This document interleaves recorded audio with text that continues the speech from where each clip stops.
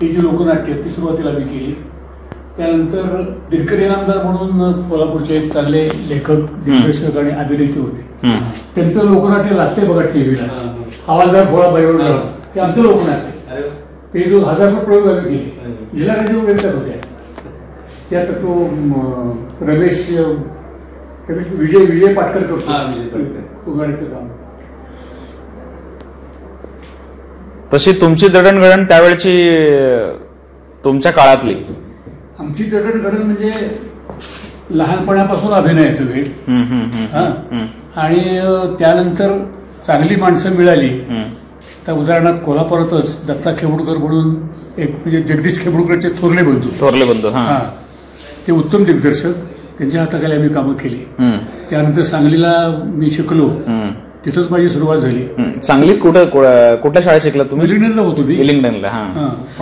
कॉलेजला. त्यानंतर बीएड मी सांगलीतच झालो. बरं. आणि बीएड झाला काळ कधीचा? 1962ला मी बीएड झालो. अच्छा. कारण आम्ही दोघेही शिक्षकच आहोत म्हणून म्हणाला. 1962ला बीएड झालो मी. अच्छा. आणि लगेच मी सांगलीजवळ जयसिंगपूर म्हणून जे गाव आहे तिथे मी शिक्षक झालो. बरोबर. त्यामुळे सांगलीशी संबंध आमचा. म्हणजे सुरुवातीची नाटकं आम्ही सांगलीतच केली. म्हणजे त्यावेळेला तुम्हाला माहिती नसेल, यशवंत केळकर म्हणून शिक्षक होते. आणि दिल्लीला जी संस्था आहे स्कूल ऑफ ड्रामा, त्याचे ते पहिले विद्यार्थी, एनएसडीचे ते पहिले विद्यार्थी यशवंत केळकर. आणि त्यावेळेला मला वाटतं अलकाजी होते प्रिन्सिपल तिथे. तर ते दिल्लीहून कोर्स पुरा करून आल्यानंतर सांगलीला आले. तेव्हा लहान होतो आम्ही, कॉलेजमध्ये वगैरे होतो. त्याने मला एकत्र केलं आणि म्हणले माझा कोर्स करून मी आलेलो आहे आणि तुम्हाला मला काही सांगायचं आहे. आम्ही घाबरलो. म्हटलं आता एक कोर्स सगळं पुराण आमच्याकडे वाचणार आणि आम्हाला घाम फोडणार, अशी आमची कल्पना. म्हटलं आता सहन करायला पाहिजे, काही इलाज नाही. म्हणून त्यांनी दुसरी मीटिंग घेतली आणि सांगितलं मी तुम्हाला काही वेगळं सांगणार नाही, मी तुमच्याकडून नाटक बसून घेणार आहे, त्याचं सगळं तुम्ही शिका. अच्छा. आणि त्यांनी आमच्याकडून हॅमलेट नाटक बसून घेतलं. बरं. शेक्सपिअरचं. आता ते होतोय बघा टीव्ही. ऐके राघवन करतोय. ते काम यशवंत केळकर स्वतः केलं, सुमित राघवन. मी त्याचा प्रोड्यूस केला होता. अच्छा. बरेच तेवढं 7-8 प्रयोग आम्ही त्याचे केले. तर ते पहिलं शिक्षण आमचं. म्हणजे त्या नाटकातूनच आम्हाला शिकायला मिळालं. केळकर सर म्हणले आता वेगळं काय शिकायचं कारणच नाही.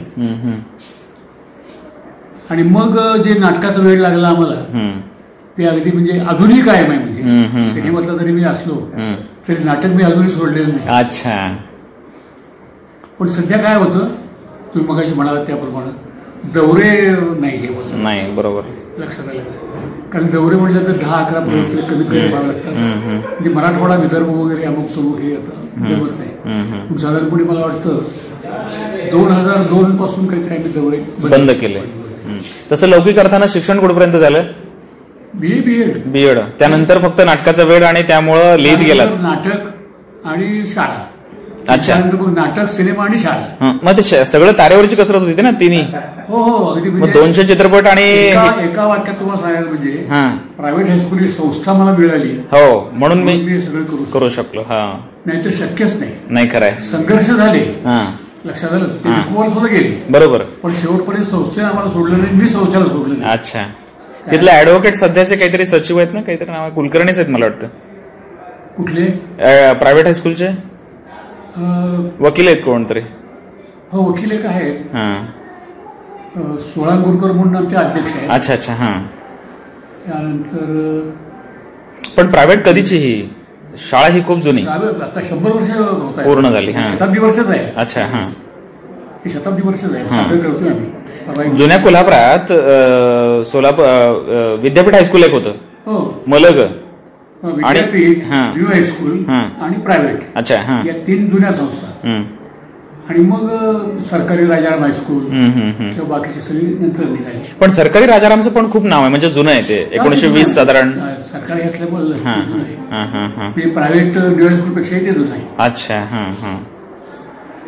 मग ही सगळी जडणघडण होत असताना तारेवरची कसरत आम्ही म्हणतो की बाबा प्रायव्हेट होती म्हणून तुम्ही करू शकला, दुसरं शक्यच नाही. सुरुवातीला कुठल्या फिल्म कंपनीमध्ये काम कसं मिळालं की कसं काय? नाही म्हणजे काय झालं त्याचं थोडक्यात तुम्हाला सांगायचं म्हणजे जयसिंगपूर हायस्कूलला मी होतो, म्हणजे आताचं मालव हायस्कूल.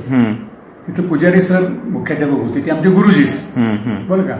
त्यांनीच आम्हाला बोलवून घेतलं होतं. बीएड झाल्यानंतर म्हणजे दुसरीकडे कुठेही जायचं नाही, माझ्याकडे काम करायचं म्हणून आम्ही जयसिंगपूरला अच्छा त्यांच्या हाताखाली काम करायला लागलो. आणि त्यांचं माझं जरा थोडंसं मतभेदपणा भांडणपणा काही झालं आणि ते इतकं विकोपाला गेलं की मी संस्था सोडायचाच निर्णय घेतला. अच्छा. आणि मग करायचं म्हणजे राजीनामा तर दिला होता मी, आणि दुसरी काही संस्था माझ्या हाताशी काहीच नव्हतं. तर कुंभोजकर पण माझे मित्र ते नाही आहेत दुर्दैवानं, तर ते माझ्याकडे आले. म्हणजे सगळं ऐकलंय मी. तर म्हणले प्रायव्हेट हायस्कूलला एक जागा रिकामी आहे इंग्रजी शिक्षणाची. बरोबर. गंगात्रीकर माझे मित्रच आहेत पहिलं. तर त्यांचंच मला पत्र आलंय की असा एखादा चांगला शिक्षक असेल तर पाठवून द्या. बरं. ताबडतोब जा, तुला नोकरी मिळेल. अच्छा. आणि म्हणून त्यांच्या मदतीने मी कोल्हापूरच्या प्रायव्हेट हायस्कूलमध्ये आलो. पण तुम्ही इंग्रजी शिक्षक? इंग्रजी शिक्षक. अच्छा. बीएड इंग्लिश झालं? इंग्रजी होतं. अच्छा अच्छा अच्छा. इंग्रजी आणि हिंदी. हिंदीचे? हा, म्हणजे जे 2 सब्जेक्ट घ्यावे लागतात ते माझी इंग्रजी हिंदी होती. बरोबर. तर आणि दुसरं आकर्षण माझं जगदीश केवुरकर. अच्छा, त्यावेळेपासून? हा, म्हणजे जगदीश, आम्ही त्याला जगुनाला म्हणतो. त्यांचाही निरोप आला की जयसिंगपूरला काय करताय, इथे 2 स्टुडिओ आहेत, मी आहे, माझं आता वजन आहे चांगलं, 6-6 चित्रपट माझे झाले, तेव्हा या तुम्ही काहीतरी करू शकू आपण. बरोबर. हा तुमचा मेळाच होता एक गाव बारा भानगडी पासून, म्हणजे तुम्ही जेव्हा म्हणाला एक गाव बारा भानगडी त्यांच्यामुळे मला मिळालं. बरं. आनंद मानेंची माझी काही माहितीच नव्हती. त्यांनी उभं केलं मला मानेंच्या पुढे. आणि म्हणजे तुम्हाला वैशिष्ट्य सांगतो जुन्या माणसांचं की अशी माणसं मिळणं. अनंत मानेला मी बघितलं सुद्धा नव्हतं त्याच्या आधी. आणि मला बघितल्याबरोबर त्यांचे पहिले उद्गार असे अनंत मानेंचे की नमाडे म्हणून त्यांचे फायनान्सर होते, प्रोड्युसर. तर त्यांना म्हणले, अहो बाबूराव काय आता काम करणं शक्यच नाही. अच्छा. लक्षात आलं. आणि दादांची काहीतरी अडचण आहे, त्यांच्या दाढीचं काहीतरी ऑपरेशन आहे, आणि ह्यांची फिगर चांगली आहे, ह्यालाच पाठी करूया आपण. तेवढं धाडस. पहिल्यांदा ते मला बघत होते. काही माझा अभिनय त्याला माहित नाही, काही नाही. अनंत माने जगून आल्यावर हा माणूस आला एवढंच त्याला माहिती. ते म्हणले, ती नमाडी म्हणले ठीक आहे. आणि माझा गेटअप केला पाटलाचा. बरं. तो स्टील अजूनही आहे त्याच्यात. काय. आणि मेकअप करताना ते यादव म्हणले होते म्हातारे, तर म्हणले, कुलकर्णी कुठे गेला तुम्ही, पहिलंच पिक्चर तुमचं आणि पाटील मेंद्रोला आहे एक गाव बारा भानगडीमध्ये, कुठे गेलात तुम्ही. बरं. आता बघूया कुठं जायचंय ते. काय. आणि आलो आम्ही. आता पाटील. आणि त्यानंतर 2 महिने काही पत्ताच नाही. मग आम्ही हिशेब केला, म्हटलं सिनेमातली माणसं अशीच असतात, मास्तर की बरी. आणि 2 महिन्यानंतर सकाळची शाळा होती आमची, गणपत पाटील सायकल घेऊन आले माझ्याकडे. बरं. गणपत पाटील अतिशय फटकळ माणूस.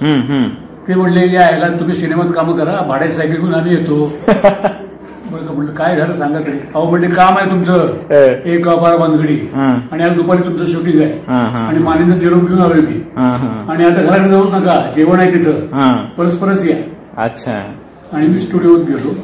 आणि माने साहेब म्हणले, अहो कुलकर्णी थोडासा गोंधळ झालाय, तुम्हाला एक पाटील करणार होतो, सगळं ठरलं होतं म्हणले, पण आमचे जे फायनान्सर आहेत बरं का, ते फायनान्सर म्हणजे बॉम्बेलाचे मालक मुंबईचे, तर त्यांचं म्हणणं असं आहे की कुलकर्णीचं नाव नाही, ते काम चांगलं करतील प्रश्नच नाही, पण कुलकर्णीचं नाव नाही, दादासाहेबांचं नाव आहे.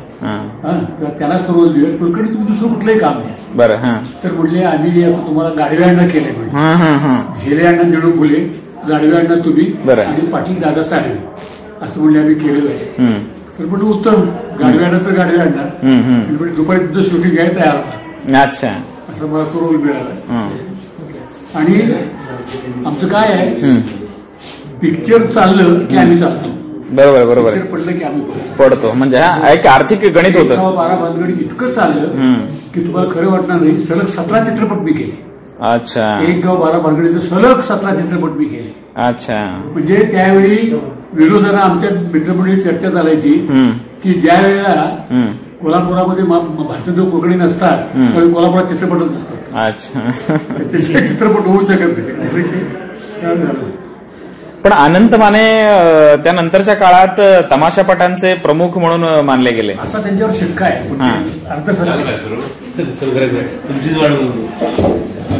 प्रवीण बांदेकर, साळेकर. तमाशा प्रधान. आणि दुसरं असं आहे की तमाशा प्रधान चित्रपट कौटुंबिक असतो का? असतो. उदाहरणार्थ सांगते आहे का, तो चित्रपट आहे तो कौटुंबिक नाही का? तमाशा आहे पण कौटुंबिक चित्र आहे ते, लक्षात आलं का? तर पण ते काय होतं की एक शिक्का बसला ना की ते म्हणतात, दुसरं काय नाही. आणि दुसरी बाजू त्याला अशी आहे की शेवटी लोकांना जे आवडतं तेच द्यायला पाहिजे ना. एक गाव 12 वानकडी लोकांना इतकं आवडलं की त्याच्या आधी सांगता येईल त्याने जे इतकं आवडलं की त्यामुळे त्याला सरळ तमाशा चित्रपटच करावे लागले. अच्छा, तो ट्रेंडच निर्माण झाला. हा, म्हणजे प्रेक्षकांच्या मुळे काही गोष्टी कराव्या लागतात ना. कुठल्या फिल्म कंपनीच्या बॅनर खाली, म्हणजे प्रभात सुरुवातीला? नाही, प्रभातच्या वेळेला आम्ही नव्हतोच. प्रभातच्या वेळेला किती लहान होतो. हे बॅनर म्हणजे अनंत मानेंचं अनंत चित्र. त्यानंतर दुसरे नमाडी म्हणून त्यांचे जे पार्टनर होते ते त्यांचंही बॅनर होतं. आणि मग त्यांच्यानंतर मग कमलाकर तोरणे आले, दादा कोंडके आले, आमचे गोविंद कुलकर्णी आले. पुष्कळ दिग्दर्शकांच्याकडे काम करायला मिळालं. अगदी अलीकडचं पितांबर काळे म्हणा किंवा महेश कोठारे. तर आमच्या व्यवसायामध्ये चित्रपट महामंडळातर्फे म्हणजे अखिल भारतीय मराठी चित्रपट महामंडळ आमची जी संस्था आहे अखिल भारतीय लेवलवरची, त्यामध्ये 2 पुरस्कार आम्ही ठेवले. एक चित्रकर्मी आणि दुसरा चित्रभूषण. तर त्यांची कारकीर्द प्रदीर्घ आहे आणि ज्यांनी काही महत्वाचं योगदान दिलेलं आहे अशा ज्येष्ठ आणि श्रेष्ठ व्यक्तीला चित्रभूषण पुरस्कार मिळतो. आणि ज्यांची धडपड अजूनही सुरू आहे, ते काम करू इच्छित आहेत आणि त्यांनी बरंचसं काम केलेलं आहे, अशा काही लोकांना चित्रकर्मी पुरस्कार असे आम्ही देतो दरवर्षी. तर 1915 सालचा पुरस्कार चित्रभूषण तो आता या 1919 साली मला मिळाला. तर म्हणजे 3 वर्ष आम्ही कार्यक्रमच केले नाहीत ना, काही कारणामुळे कार्यक्रम झालेच नाहीत. त्यामुळे 15 सालचा पुरस्कार 19ला म्हणजे गेल्या ऑगस्टमध्ये रवींद्रमध्ये कार्यक्रम झाला आणि तो आम्हाला बहाल करण्यात आला. तर म्हणजे त्याचा क्रायटेरिया एवढाच असतो की त्याचं योगदान पाहिजे, म्हणजे चित्रपट सृष्टीमध्येही पाहिजे आणि चित्रपट महामंडळामध्येही पाहिजे. लक्षात आलं? चित्रपट महामंडळ पूरक अशाही काही गोष्टी त्यानं केल्या पाहिजेत आणि कमीत कमी 150-200 तरी चित्रपट झाले पाहिजे, केले पाहिजेत. असं ते साधारणपणे त्याची बॉडी असते कमिटी, ती कमिटी ठरवते. मनपूर्वक अभिनंदन तुमचं. आजच्या कार्यक्रमाचे स्वागत व प्रास्ताविक दत्तात्रय बिरुंगी यांनी करून द्यावं असं मी त्याला विनंती करतो.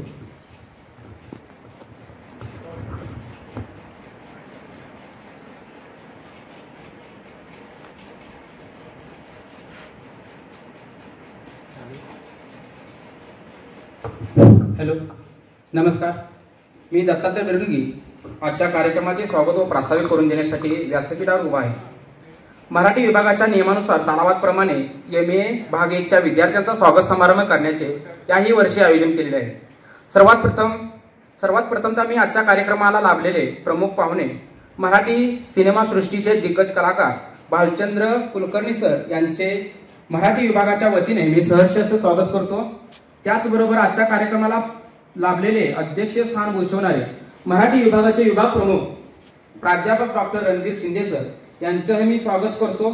त्याचबरोबर प्राध्यापक मोरे सर यांचेही मी स्वागत करतो.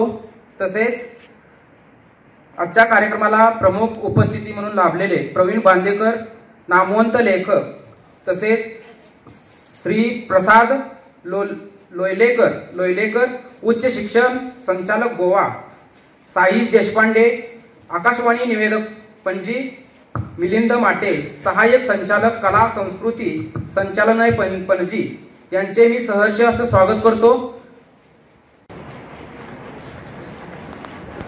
वृक्षवल्ली आम्हा सोय रे वनचरे पक्षीही सुसोय आळंकी. आजच्या कार्यक्रमाचे उद्घाटक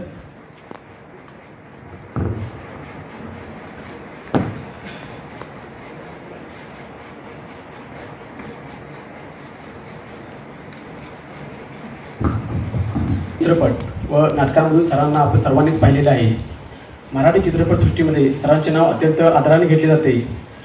कोल्हापूरच्या रंगभूमीचे विशेष वेगळे पण महामंडळाचे कार्यवाहक म्हणून सरांनी भरीव अशी कामगिरी केली आहे. यामध्ये सरांना आपण अनेक चित्रपटांमधून अभिनय करताना पाहिले आहे. यामध्ये यानंतर मी शिंदे सरांना विनंती करतो की त्यांनी प्रवीण बांदेकर सर कादंबरीकार यांचं पुष्प देऊन स्वागत करावं.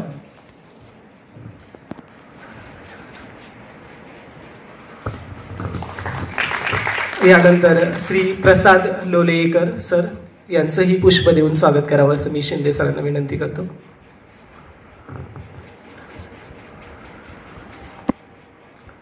श्री प्रसाद लोलेकर सर, उच्च शिक्षण संचालक गोवा. यानंतर मी प्राध्यापक डॉक्टर नंदकुमार मोरे सरांना विनंती करतो की त्यांनी मिलिंद माटे सरांचंही पुष्प देऊन स्वागत करावं.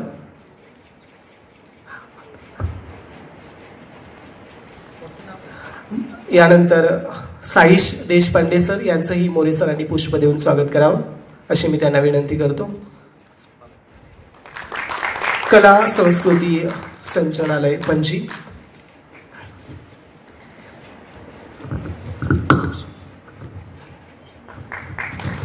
यानंतर मी मोरे सरांना विनंती करतो की त्यांनी रणधीर शिंदे सरांना गुलाब पुष्प देऊन त्यांचं स्वागत करावं. शिवाजी विद्यापीठ कोल्हापूर मराठी विभाग प्रमुख रणधीर शिंदे सर. यानंतर MA भाग 2चा CR नागेश तांबे याला विनंती करतो की त्यांनी मोरे सरांना गुलाब पुष्प देऊन स्वागत करा. यानंतर छत्रपती शाहू महाराज संशोधन प्रशिक्षण व मानव विकास संस्था सारथी यांच्याकडून ज्यांना फेलोशिप मिळाली आहे यांचंही पुष्प देऊन स्वागत करावं असं मी प्रमुख पाहुण्यांना विनंती करतो. रुचा जांभळे उपस्थित आहेत का? शिवाजी देसाई. आणि आपण सर्व विद्यार्थी मित्र हो, आज इथे तुमच्या स्वागताचा हा जो काही कार्यक्रम संपन्न होत आहे तर त्यावेळी मला सुद्धा तुमच्यासारखाच MA साठी ज्यावेळी मी प्रवेश घेतलेला होता तेव्हाचा तो पहिला दिवस आठवतोय.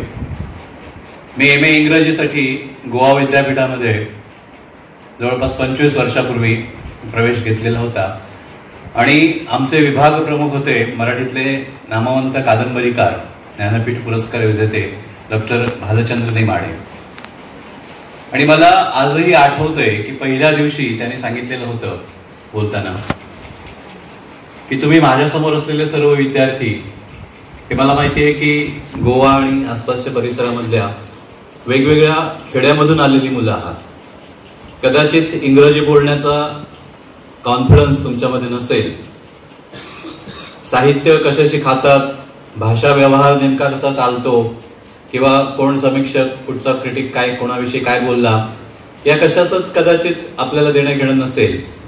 पण एक लक्षात ठेवा की इथे आपण केवळ MA करण्याकरता किंवा संशोधन करण्याकरता आलेलो नाही आहोत, तर आपल्याला एक उत्तम असं नागरिक बनायचं आहे, एक चांगला माणूस बनायचा आहे. त्याच्याकरता जगण्याची ही प्रक्रिया समजून घ्यायची आहे आणि त्यासाठी जे काही आवश्यक असलेलं शिक्षण आहे ते घेण्यासाठी आपण इथे आलेलो आहोत, केवळ डिग्री मिळवण्याकरता आलेलो नाहीये. हे शब्द मला असं वाटतं की नव्याने प्रवेश घेतलेल्या सर्वांच्यासाठीच अतिशय स्फूर्तिदायक अशा प्रकारचे होते. कारण माझ्यासारखा मुलगा सुद्धा त्यावेळी जेव्हा गोवा विद्यापीठामध्ये प्रवेश घेत होता साधारणपणे तिथलं वातावरण असं होतं की बहुसंख्य इंग्रजी चांगला बोलता येणारे आसपास सगळे मुलं विद्यार्थी असतील किंवा बाकीचे सगळे लोक होते. आणि अशा याच्यामध्ये महाराष्ट्रातल्या एका छोट्याशा खेड्यामधून गेलेला विद्यार्थी याच्यामध्ये कोणत्याही प्रकारचा आत्मविश्वास नव्हता, कोणत्याही प्रकारे आपण काही ते करू शकू अशा प्रकारे जराही जाणीव मनामध्ये नव्हती आणि अतिशय बावरलेला घाबरलेला असा एक विद्यार्थी. पण सरांच्या त्या शब्दांनी की आपल्यासारख्या खेडवळ मुलांना सुद्धा समजून घेणारं इथे कोणीतरी आहे हा एक धीर आलेला होता, हा एक आत्मविश्वास आलेला होता. आणि तिथून मग पुढे नेमाडे सरांच्या सहवासामध्ये नेमकेपणाने साहित्याविषयी तर कळलंच, पण जगण्याविषयी सुद्धा, जीवनाविषयी सुद्धा, आसपासच्या समाजाविषयी सुद्धा हे नेमकं सगळ्या गोष्टींच्या कडे कसं बघितलं पाहिजे याचं एक भान येत गेलं. मला तुम्हाला इथे आवर्जून सांगावं असं वाटतंय की तुम्ही ज्या विद्यापीठामध्ये आता MA करण्यासाठी प्रवेश घेतलेला आहे त्या विद्यापीठाला सुद्धा अशीच एक समृद्ध अशी परंपरा आहे साहित्याची, भाषेची, समाजाकडे समाजाविषयी असलेल्या जाणीवेची.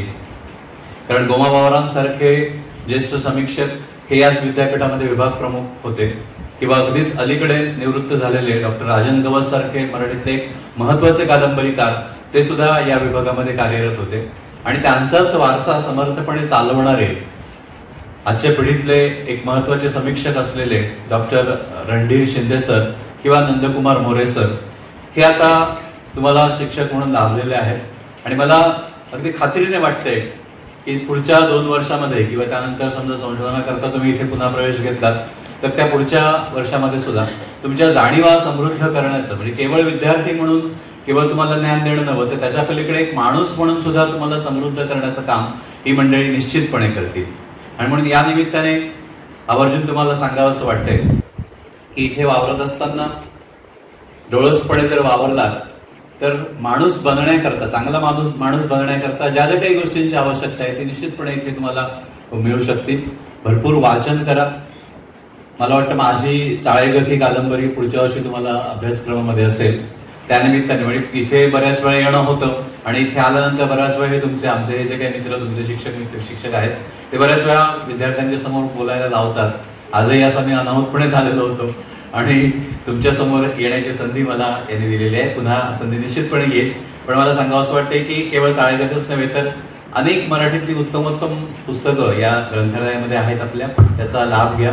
तुमच्यामध्ये अनेक कलागुण असलेले विद्यार्थी, आता त्याची छोटीशी झलक आपण बघितली, ते आहेत तुमच्यामध्ये. मगाशी त्यांनी कविता एक वाचली, तर तशा पद्धतीने कविता असेल, कथा असतील, कादंबऱ्या असतील किंवा अन्य लेखन असेल, अभिनय असेल, या सगळ्यासाठी योगदान देणारे, मराठीला समृद्ध करणारे अशा प्रकारचे कलावंत तुमच्यामधून निर्माण व्हावेत. कारण कोल्हापूर ही तर कलावंतांची भूमी आहे आणि त्याच्यामुळे ती जी काही परंपरा आहे ती पुढे नेणारे कलावंत, साहित्यिक तुमच्यामधून निर्माण व्हावेत अशी शुभेच्छा देतो आणि इथे थांबतो. धन्यवाद.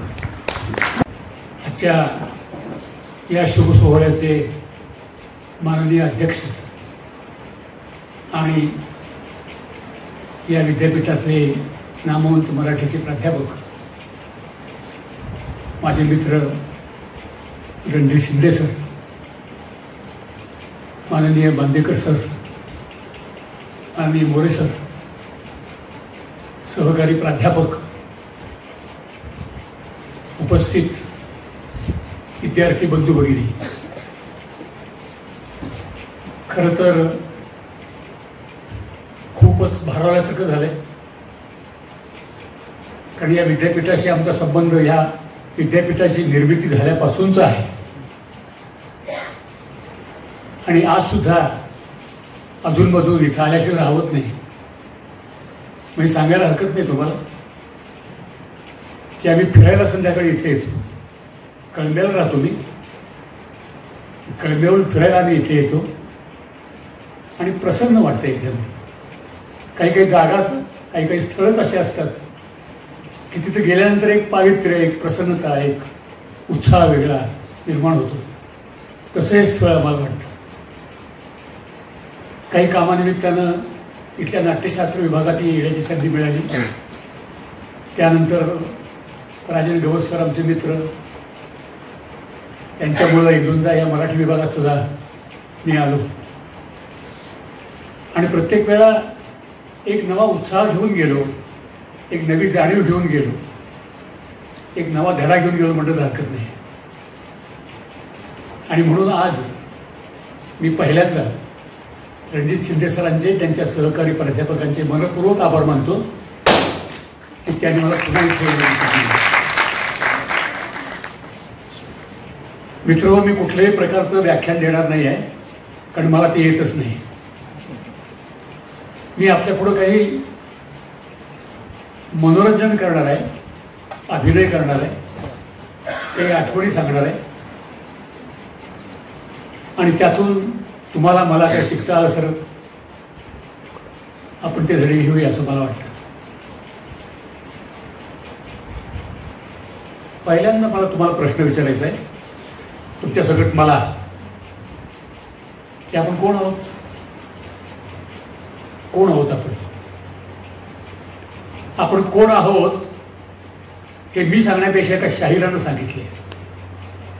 आपल्याला माहिती आहे, चांगलं माहिती आहे की समाज सुधारण्याचं काम, बरंचसं काम हे शाहिरांनी केलंय. लोककला हे बऱ्याच जणांना माहिती नाही आहे. हे बऱ्याच जणांना माहिती नाही. हे लोककलाकारांचं दातृत्व जे आहे, ते कर्तृत्व आहे, ते फार मोठं आहे. समाज सुधारण्याची धुरा त्यांनी वाहिलेली आहे असं माझं स्पष्ट मत आहे. त्यातल्या एका शाहिराचं एक मनोगत आहे. रसिक जनांचा जमला वेळा, रसिक जनांचा जमला वेळा, गौरी नंदन समोर भोळा, करून आता श्रीनगर सोहळा, रमू नृत्य गायनी, वंदितो रसिकांच्या चरणी, वंदितो सुजनांच्या चरणी. मंडळी, आम्ही तमासगीर शाहीर. हा, आता तमासगीर म्हटल्यावर काही काही माणसांचा चेहरा व्हायचा आंबाट होतो, पण आम्हाला तमासगीराची सुद्धा परंपरा आहे. ज्या शाहीर रामदुसरीनं प्रत्यक्ष पेशव्यांच्या दरबारात तमाशा केला आणि त्या तमाशातून साक्षात गोकुळ उभं केलं. सवाई माधवराव पेशवे सुद्धा म्हणाले की वा जोशीबुवा कमाल केली, आम्हाला गोकुळचं दर्शन घडवलं, आमचा शिरपेच आम्ही तुम्हाला बहाल करतो आहोत. त्या राम जोशीची आमची परंपरा आहे. श्रेष्ठ वर्ण आम्ही ब्राह्मण असून सवळ ठेवलं घालून गडी, आणि मशाल धरली हाती तमाशाची, लाज लाविली देशोधडी. पंचखडीचे आधी कवीश्वर अक्कल माझी आहे थोडी, परी टाकीन उडी मेरूवरून रसिक जनांचे ऋण फेडी. असं रसिकांचं ऋण फेडणारा पठ्ठीबापुरा हा आमचा आदर्श आहे. ज्यानं लावणी आंबर भोपाळी केली ते होनाजी बाळा, त्यांच्या पावलावर पाऊल ठेवून आम्हाला जायचं आहे. एवढंच नव्हे तर ज्यांनी तमाशाला चित्ररूप दिलं ते चित्रपती व्ही शांताराम, अनंत माने महाकवी गदी माडगूळकर, कनातीतला तमाशा थिएटरात आणणारी शाहीर दादा कोंडके, शाहीर साबळे, आणि तमाशाची पट्टराणी विठाबाई नारायणगावकर ही सुद्धा आमची गुरु आहे. हा, आता तुम्ही म्हणाल आमची जात कोणची? नाही, सभागती तुम्ही विचारणार हो आमची जात कोणची? जातीची खुळा आणि बाणगुळ वाढवली इतरांनी, कलावंताने आपली जात कायम ठेवली फक्त कलावंताची. तसं नसतं तर घरदार सोडून महारापोराला घेऊन राम जोशीला तव्याचा फड उभा केला नसता. तसं नसतं तर पठ्ठेबाबरासारख्या शाहिरानं ब्राह्मण सोडून एका म्हारडीशी विवाह केला नसता, आणि सबंध आयुष्य तमाशासाठी खर्च केलं नसतं. तसं नसतं तर होनाजी बाळा ही गवळ्याची शिंप्याची दुक्कल कधी जमलीच नसती. अहो, तसं नसतं तर 18 पगड जातीचे कलाकार केवळ पोटा पाण्यासाठी नव्हे तर समाज प्रबोधनासाठी विंचवाचं बिराड पाठीवर म्हणतात तसं आपलं बिराड पाठीवर घेऊन, ट्रकमध्ये घेऊन चालत कसंही बैलगाडीनं संबंध महाराष्ट्र हिंडले नसते, संबंध देश हिंडले नसते. तेव्हा आम्ही शाहीर, आमची दुसरी कुठली जात नाही, आमची जात कलावंताची. हा, आता तुमच्याबद्दल आम्ही काय बोलायचो आणि तुमच्याबद्दल किती बोलायचं? तुमच्याबद्दल बोलावं तेवढं थोडं आहे. तुम्ही उदार आश्रय दिला, तुम्ही उदार आश्रय दिला म्हणून ही कला जगाला दिसली हो. तुम्ही उदार आश्रय दिला म्हणून ही कला जगाला दिसली हो. आणि जोवर तुमची कृपा तोवरी वाण आम्हाला कसली हो, जोवर तुमची कृपा तोवरी वाण आम्हाला कसली हो. हे आहे एका शाहिराचं मनोगत. तेव्हा मित्र हो, बाकी सगळे विसरून दिला. एक तरी आपण लक्षात ठेवा की जे प्राध्यापक वारंवार तुम्हाला सांगतात, मगाशी बांदेकर सरनी त्याचा उल्लेख केला की आपण माणसं आहोत. माणूस बनण्याचं शिक्षण आपण घेतलं पाहिजे, इतरांना दिलं पाहिजे. नाहीतर हे आतापर्यंत आपण कितीतरी वेळा ऐकत आलो, तुम्हाला माहिती आहे, मी सुद्धा ऐकत आलो नाही. ब्राह्मण नाही, हिंदूही नाही, नमे एक धर्माचा, तेच पतित की आक्रमिती, जे प्रकाश साकल्याचा, प्रदेश साकल्याचा, खादाडा असे माझी भूक वगैरे तुम्हाला सरी शिकवलेलं आहे. जन्मा येणे दैवा हाती करणी जग हासवी गाणी व्यर्थची खुलतोरी, अशी कविता आपण पाठ केलेली आहे. पण आपण हे फक्त वाचतो, पाठ करतो आणि पुन्हा आपलंच आपण म्हणणं खरं करण्याचा प्रयत्न करतो. तेव्हा माझी आपल्याला नम्र विनंती आहे की तसे आपण सगळेच कलावंत आहोत, आणि म्हणून इतरांनाही कलावंत बनण्यासाठी, इतरांनाही माणूस बनण्यासाठी आपण जे काही आपल्याकडून करता येण्यासारखं आहे, जे सत्य असेल, शिव असेल, सुंदर असेल, कल्याणकारी असेल, लाभदायक असेल ते करण्याचा आपण प्रयत्न करू नये अशी एक नम्र विनंती मला सुरुवातीला करावीशी वाटते. आणि काही आठवणी सांगतो. म्हणजे कदाचित तुमच्या पुढे हाही प्रश्न पडला असेल की हा लंगडा कसा आणि या लंगड्याला इथं कसा आणले. ती एक गोष्ट आहे बरं का, सांगायला हरकत नाही. म्हातारपणची काठी नाही ही, सिनेमाची काठी ही. लोकराजा राजर्षी शाहू छत्रपतीचं शूटिंग आमचं सुरू होतं आणि जुन्या राजवाड्यामध्ये एक महत्त्वाचा सीन घ्यायचा होता. त्याच्या आदल्या दिवशी साताऱ्याला एका पिक्चरचं माझं शूटिंग होतं. तिथं मला निरोप आला की कसल्याही परिस्थितीत तुम्ही साताऱ्यात राहू नका, तुमचं तिथलं काम संपलं की कोल्हापूरला या, उद्या सकाळी तुमचं शूटिंग आहे. त्याप्रमाणे मी कोल्हापूरला आलो. थोडासा उठायला वेळच झाला होता. 9:30 वाजता जुन्या राजवाड्यामध्ये गेलो आणि आमचं ठरलेलं आहे की जायचं, माझं काम काय आहे, केव्हा निघणार आहे, किती वाजेपर्यंत आहे, असले प्रश्न विचारायचे नाही. जायचं, मेकअप करायचं आणि दिग्दर्शक सांगतील त्या ठिकाणी बसून जायचं. त्याप्रमाणे बसून जायचं. दुपारपर्यंत आमचं काम आलंच नाही. जेवणाची सुट्टी झाली. जेवणानंतरही आमचं काम आलं नाही. संध्याकाळी 6-6:30 वाजता आमचं काम आलेलं नव्हतं खरं तर, पण कुठंतरी त्या जमावामध्ये आम्हाला मागं उभं केलं आणि सांगितलं की हाय ठीक आहे तुमचं उभे राहा. त्यानंतर तो सीन सुरू झाला, म्हणजे रिहर्सल वगैरे सुरू झाली आणि आता टेक व्हायचा. त्याच्या आधी कोणतरी सांगितलं नाही तुमचं काही काम नाही आहे, तुम्ही जाऊ शकता, तुमचं काही काम नाही, जवळ झालं तुम्ही जाऊ शकता. ठीक आहे, आम्ही मेकअप काढलं, काम नाही म्हटल्यानंतर. म्हणजे संबंध दिवसभर बसून आजल्या दिवशी साताऱ्याला सगळं रात्रीचं जागरण सहन करून आम्ही आलो. शूटिंग झालं नाही आमचं. आणि मग आता गाडी घरी जायचं ना. तेव्हा राहुल सोलापूर तो शिवाजी महाराज शाहू महाराजांचं काम करत होता, त्याला सोडायला गाडी गेली राहुलला. आता म्हटलं कशाला गाडीची वाट बघायची म्हणून आमच्या एका मित्राचीच रिक्षा होती. तो म्हटला चला सर मी तुम्हाला सोडतो.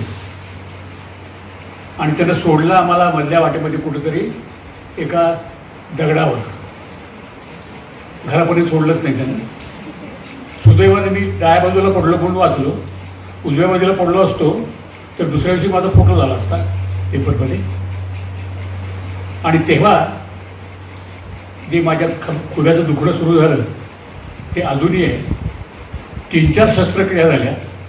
हां, ती आतल्या जो बाजू आहे माझी बाजू नाहीच आहे, ती आत पट्टी बसवलेली आहे. 26 टाके आहेत. आणि तेव्हापासूनची काठी माझ्या नशिबाला लागलेली आहे की डॉक्टरांनी सांगितलं की तुम्ही असेपर्यंत ही काठी आहे, हां हीच तुमची खरी सोबती नाही, काठी कधी सोडू नका. काठीचा इतिहास असा आहे.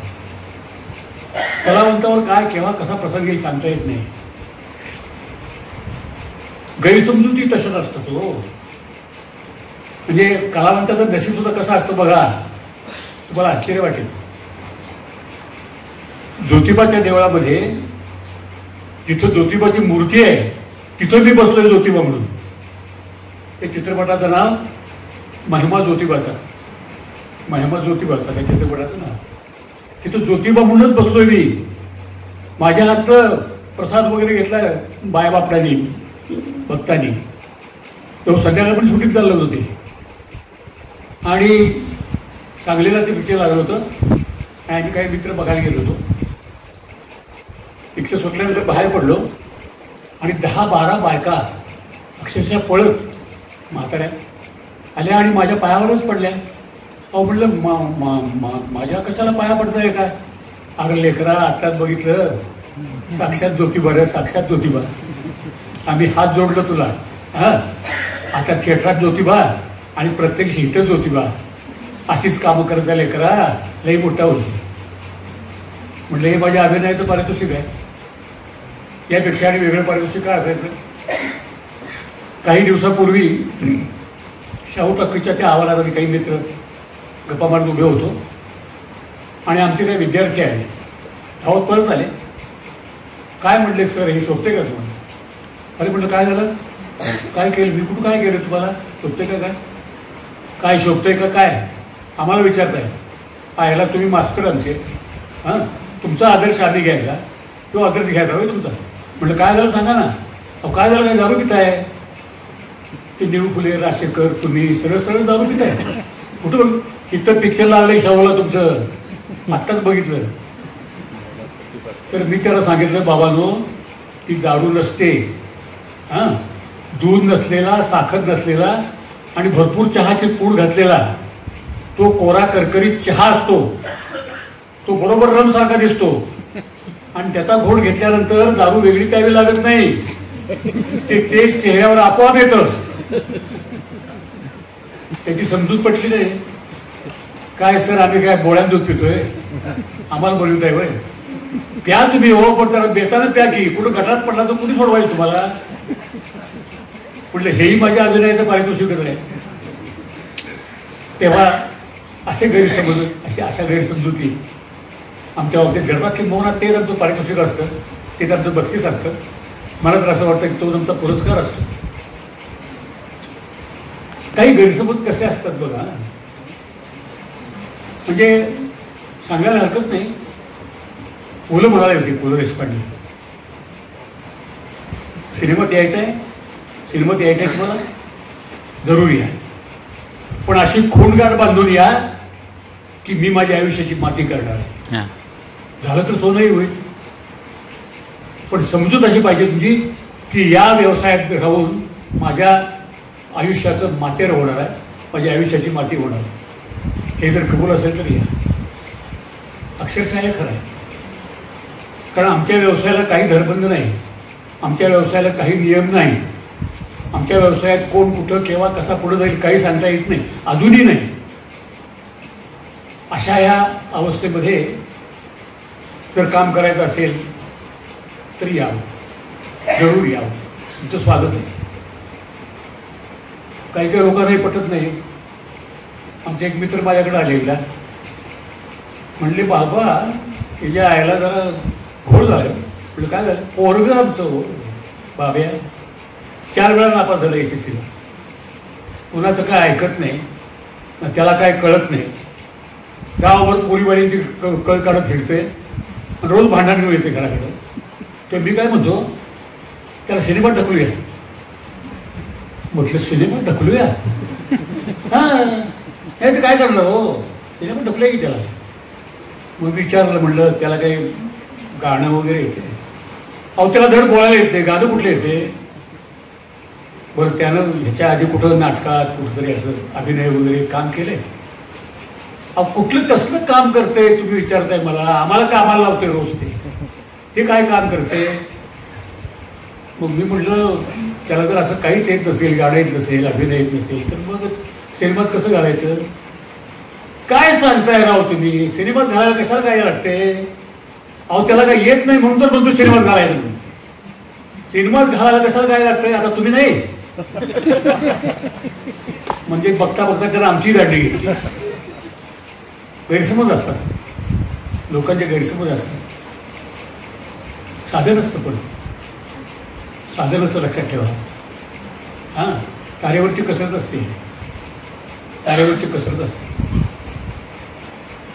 दिग्दर्शकाला, निर्मात्याला आणि त्यानंतर प्रेक्षकाला जिंकायचं ही साधी गोष्ट नाही.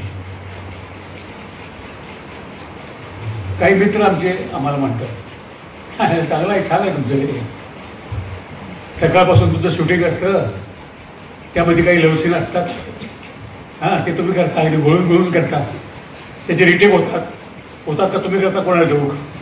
कारण लवसीन ना. आणि पुन्हा आणि मग काय शूटिंग झाल्यानंतर संध्याकाळी काय लॉजवर पार्टी तुमची, काय घेताच आहे तुमचं. सिनेमावाल्याची छोटी मजा आहे. असेल कदाचित, मी आपला साधा माणूस आहे, मला काय फारसं माहिती नाही, पण एक प्रसंग मात्र मला आठवतो. हां एक पेशंट डॉक्टरकडे गेले आणि म्हणजे डॉक्टर एक अडचण आहे. काय म्हणजे काय अडचण? सगळं तर झालेलं नाही हो. काय त्याच्या साधी गोष्ट आहे, गोळी घ्या होऊन जाईल. दुसऱ्या दिवशी पेशंट पुन्हा हजर. अहो काय डॉक्टर, तुम्ही चांगले डॉक्टर म्हणून आलो, अहो काय त्या गोळीचा उपयोग काय सांगताय? अहो स्ट्रॉंग डोस होता तो. पण ठीक आहे, मी तुम्हाला पातळ औषध देतो. त्यांनी पातळ औषधाचा एक डोस दिला. म्हणले आता काही घाबरायचं कारण नाही. पुन्हा पेशंट हजर. अहो म्हणले डॉक्टर काय तुम्ही माझी थट्टा चालवली काय, फार त्रास व्हायला लागला मला भाऊ. हां असं काय करताय, जरा काहीतरी चांगलं द्या ना. डॉक्टर म्हणले बसा तुम्ही, असं बसा. काय करता तुम्ही? पेशंट म्हटलं मी मराठी सिनेमात काम करतो. त्याच्या मराठी सिनेमात काम करते होय? अहो मग हे आधी सांगायचं, हे 200 रुपये घ्या, काहीतरी पोटभर खा, खाल्ल्याशिवाय कसं होईल? मराठी चित्रसृष्टी अशी आहे. तेव्हा गैरसमज नको कुठले. जर तुम्हाला खरोखरीच मनापासून इच्छा असेल तर हे अवाढव्य म्हणजे तोही बदल सांगायला हरकत नाही. इतकं अवाढव्य आमचं क्षेत्र झालेलं आहे. विशेषतः पुण्याला किंवा मुंबईला तुम्ही गेला तर कामाला कमतरता नाही, हेही तुम्हाला सांगतो. कामाला कमतरता नाही, काम करणारच पाहिजे. किंवा चांगली काम करणारी माणसं तिथं आज अभाव नाहीत, त्यांना मागणी आहे आज. आणि नुसता चित्रपट नाही हो, दूरदर्शन मालिका आहे, पुष्कळ क्षेत्र आहे. त्यामुळे क्षेत्र खूप वाढतंय, तरुणांना संधी आहे. तेव्हा चित्रपटसृष्टी, नाट्यसृष्टी ही कधीच वाईट नसते, ती नेहमीच चांगली असते. सावधपणाने आपण जर पावलं टाकली तर आपला उत्कर्ष आपण नक्कीच करून घेऊ शकतो. यानंतर जरा मला एक 5 मिनिट बोलू का?